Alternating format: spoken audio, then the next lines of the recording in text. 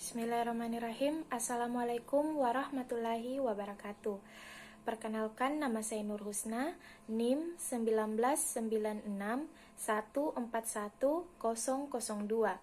Kelas A, Program Studi Ekonomi Pembangunan, mata kuliah Ekonomika Internasional.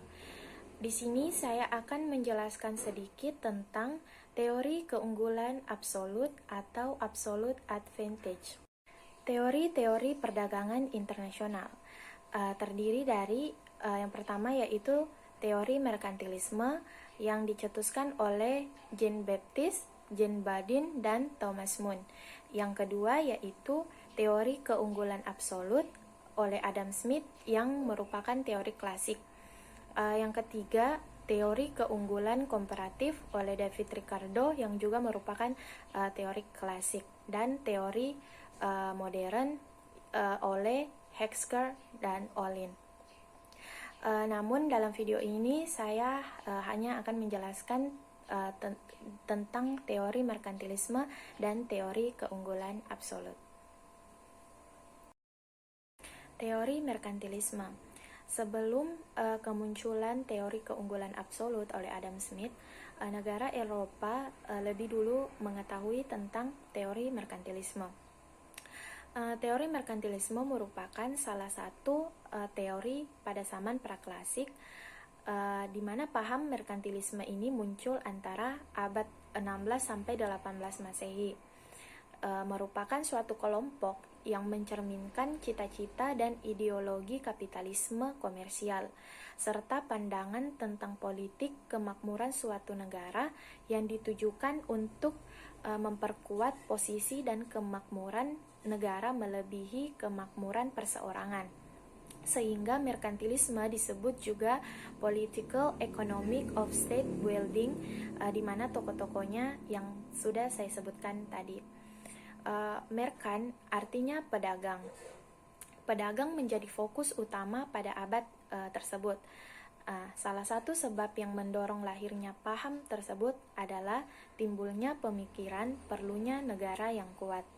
Adapun fokus utama pemikiran merkantilisme adalah kekayaan suatu negara diukur dari seberapa banyak emas atau logam mulia yang dimiliki.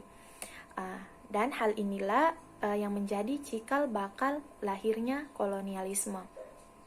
Dalam sektor perdagangan internasional, merkantilisme berpusat pada dua ide pokok, yaitu yang pertama, penimbunan logam mulia, yang kedua, politik perdagangan ditujukan untuk menunjang kelebihan ekspor dibanding impor atau neraca perdagangan lebih aktif. Baik, setelah teori merkantilisme, kita beralih ke teori keunggulan absolut atau absolute advantage. Teori keunggulan absolut merupakan teori kedua yang mendasari perdagangan internasional. Teori ini dicetuskan oleh Bapak Ilmu Ekonomi yaitu Adam Smith.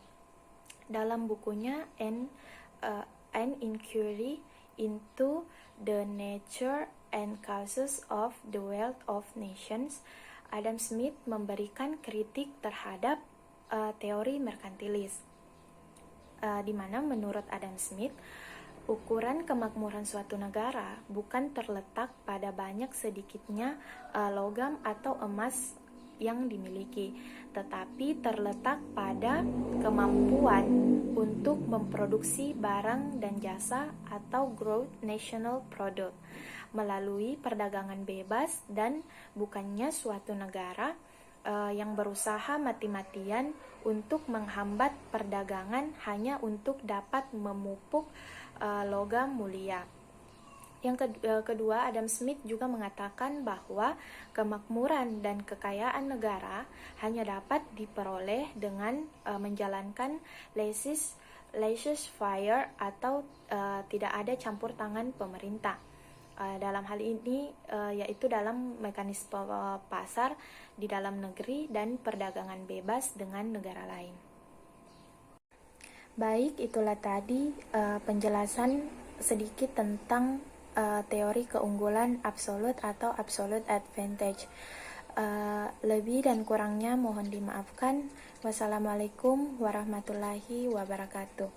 Terima kasih.